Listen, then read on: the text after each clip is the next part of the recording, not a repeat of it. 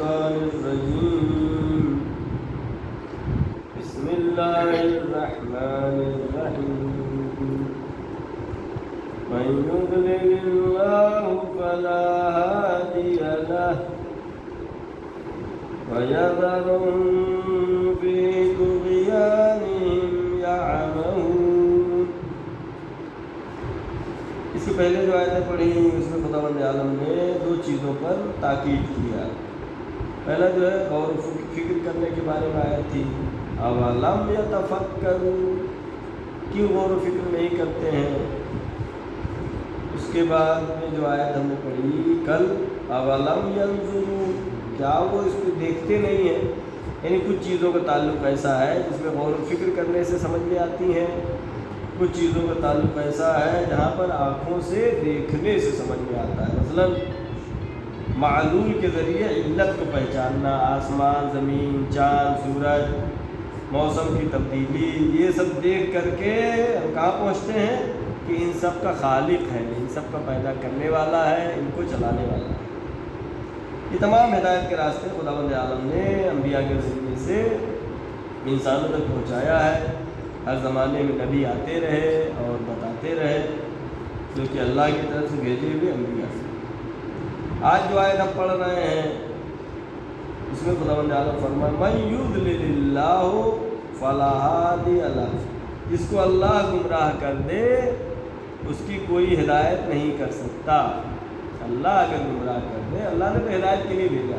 فرشتے کا کام ہے، شیطان کا کام ہے لوگوں کو گمراہ کرنا. نبیوں کو کام کیا ہے؟ لوگوں کو راہ ہدایت پر لانا. اب اگر نبی کی بات نہیں مانتا ہے انسان تو کیا ہے؟ وہ گمراہ ہو جاتا ہے. خداوند عالم کہہ رہا ہے من یضلل اللہ فلا ہادی له، جس کو اللہ گمراہ کر دے اس کی کوئی ہدایت کرنے والا نہیں. وَيَذَرُهُمْ فِي طُغْيَانِهِمْ يَعْمَهُونَ، خداوند عالم ان کو ان کے طغیان میں، ان کی گمراہی میں، ان کے ظلم میں ایسا چھوڑ دیتا ہے. یعمہون، اسی میں سے سرگردہ رہتے ہیں، انہیں سمجھ میں نہیں آتا کدھر ہے. اب یہاں پہ ایک سوال پیدا ہوتا ہے کہ اللہ نے انسان کو کیسا پیدا کیا؟ مختار پیدا کیا. انسان کو اختیار ہے، چاہے وہ ہدایت کے راستے پہ جائے، چاہے وہ گمراہی کے راستے پہ جائے، چاہے وہ اس دنیا کے بعد والی دنیا میں اچھی زندگی گزارنا چاہے تو پھر جہنم میں اور آگ میں جلنا چاہے. یہ انسان کو اختیار ہے. لیکن آیت کیا کہہ رہی ہے؟ جس کو اللہ گمراہ کر دے اس کی کوئی ہدایت کرنے والا نہیں ہے. یہاں پر میں نے اس مثال کو پہلے بھی بیان کیا. استاد محترم صاحب تفسیر نور آیت اللہ محسن قرآتی صاحب فرماتے ہیں اس مقام پر کہ اللہ جو گمراہ کر رہا ہے، اللہ جو کہہ رہا ہے کہ جس کو اللہ گمراہ کر دے اس کی کوئی ہدایت کرنے والا نہیں ہے. اللہ اگر گمراہ کرتا ہے تو بغیر وجہ کے نہیں ہے،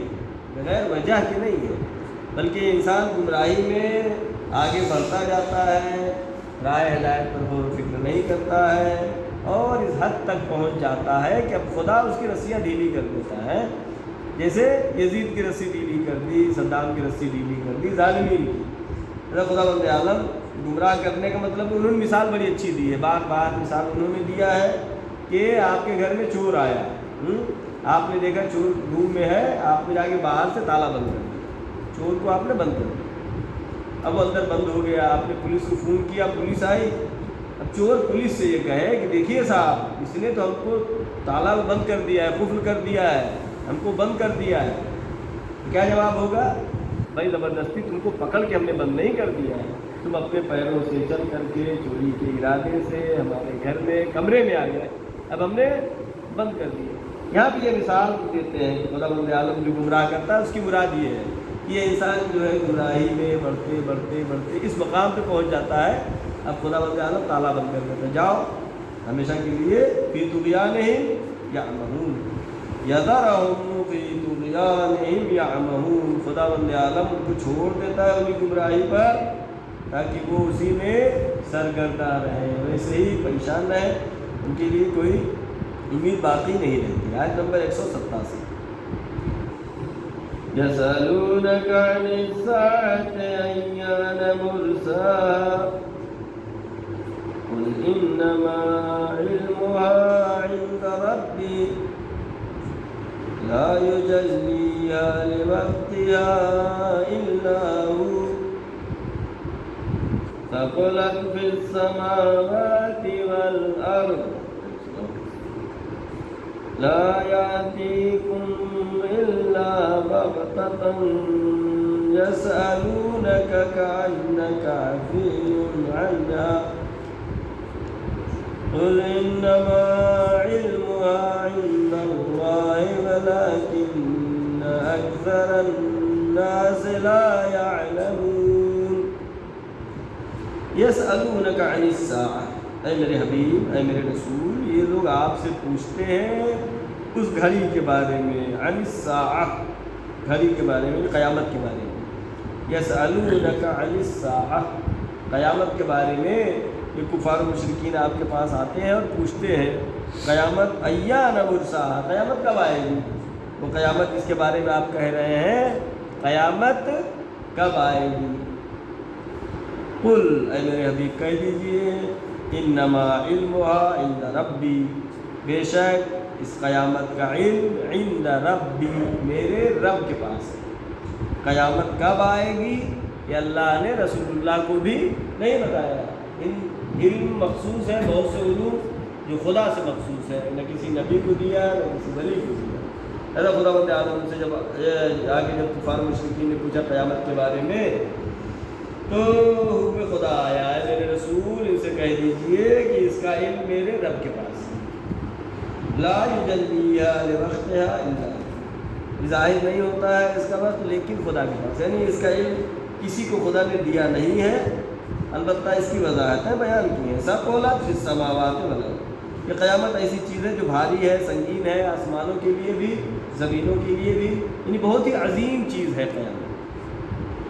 لا یاتیکم الا بغتہ، صفت بتائیے قیامت آئے گی الا بغتۃ، الا بغتہ، جب رکتے ہیں تو یہ کیا ہو جاتی ہے ہو جاتی، الا بغتۃ ہے، یہاں پہ تو ہے، یہاں پہ جب ٹھہریں گے تو کیا ہو جائے گا لا یاتیکم الا بغتہ، یہ ہو جائے گا.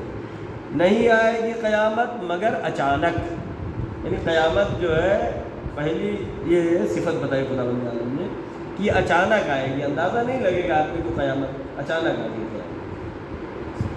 اس کے بعد پھر تاکید ہو رہی ہے یسألونک کأنک حفی عنہا، میرے حبیب آپ سے اس طرح پوچھتے ہیں جیسے معلوم ہو رہا ہے کہ آپ جان رہے ہیں، حفی عنہا پھر بھی ان سے چھپا رہے ہیں.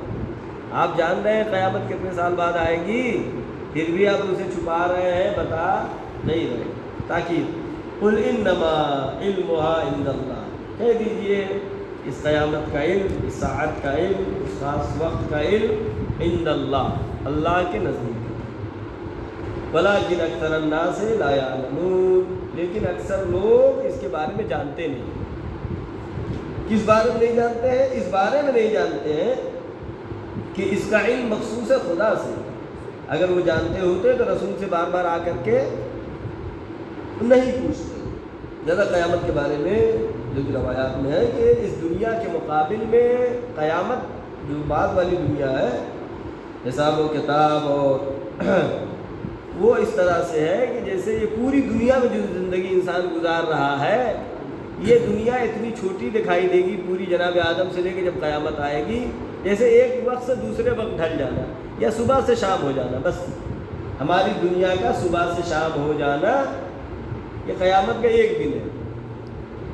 لہٰذا جو ہے اس کے بارے میں، قیامت کے بارے میں کفار و مشرکین نے سوال کیا.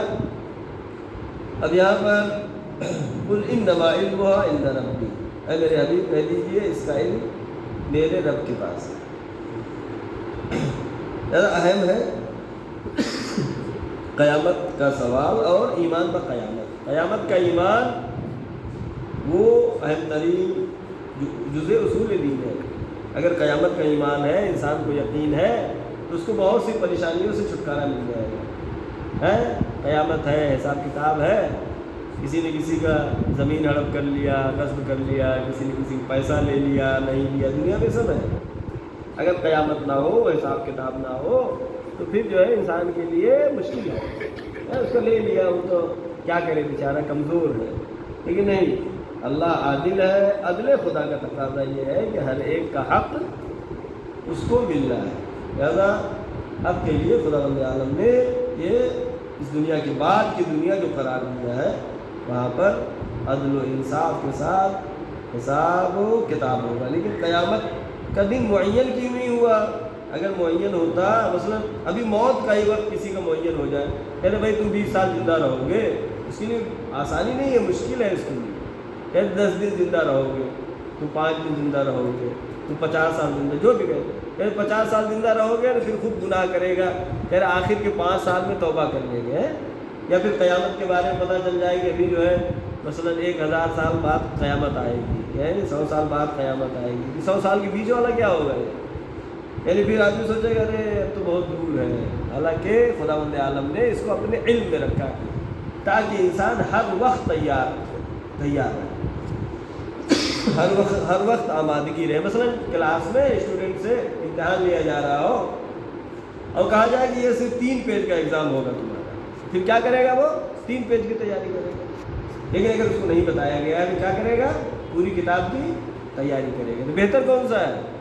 بہتر یہ کہ پوری کتاب کی تیاری کرے، مضبوط نکلے، لہٰذا جو ہے یہ علوم، قیامت کا دن، حساب کتاب خداوند عالم نے اپنے علم میں۔ صدق اللہ العلی العظیم۔ اللہ